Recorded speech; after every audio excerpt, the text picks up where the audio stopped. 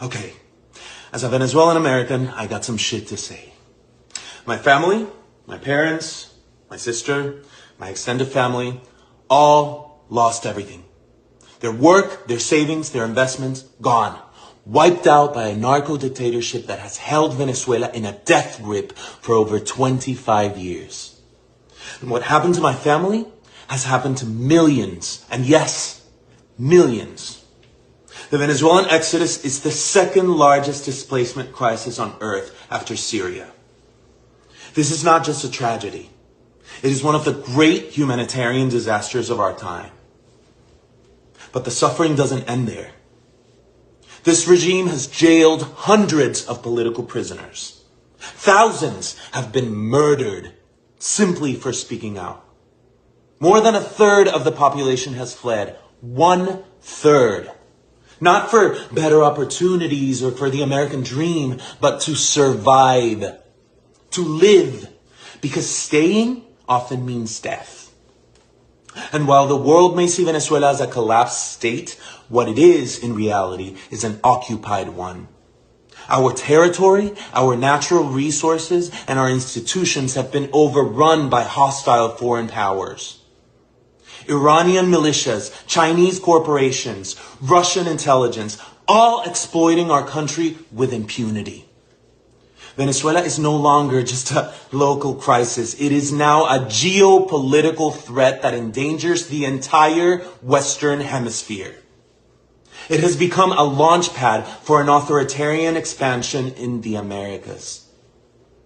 And in the midst of all of this, one woman has dared to lead the charge for freedom. Maria Corina Machado. In 2024, against every odd, she led a peaceful democratic uprising that won the election. Her team smuggled physical voting receipts out of the country, hard proof of victory that the regime tried to bury. Her courage has lit a fire in the hearts of millions of Venezuelans desperate to believe that change is still possible. But now some have questioned her decision to dedicate her Nobel Prize to Donald Trump. Okay, I get that. But here's the truth. It was a brilliant strategic move in the global chessboard of politics. Maria Corina is no fool. She knows exactly the kind of man Trump is. She knows how much he campaigned for it, loudly and relentlessly, to win that very same prize. She knows how symbolic and personal that recognition is to him. And precisely because of that, she understood that this gesture might be the thing that keeps his attention focused on Venezuela at a time when U.S. presence and pressure in the Caribbean is rising. She didn't dedicate that award to flatter him. She did it to protect and preserve the one kind of power that could help shift the course of history. Because for her, this isn't about pride. It's not about optics. It's about freedom. And let's be very clear. Maria Corina is not asking for the U.S. to invade Venezuela. She's not campaigning for war. Venezuela is already invaded. It is held hostage by a narco state, overrun by foreign agents and enemies of democracy, Russians, Iranians, Chinese, all operating freely, weaponizing our land and resources to expand their influence across Latin America.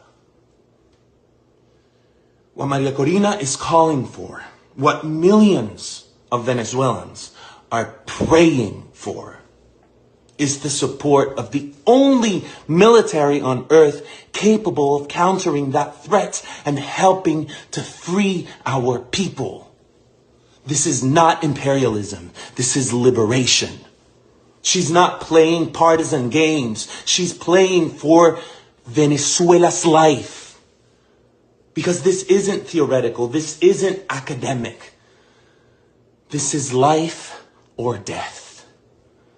So yes, it is time to honor her bravery, but more importantly, it is time for the world, especially the free world, to recognize what's at stake. The fight for Venezuela is a fight for freedom, for democracy, and for the stability of an entire continent.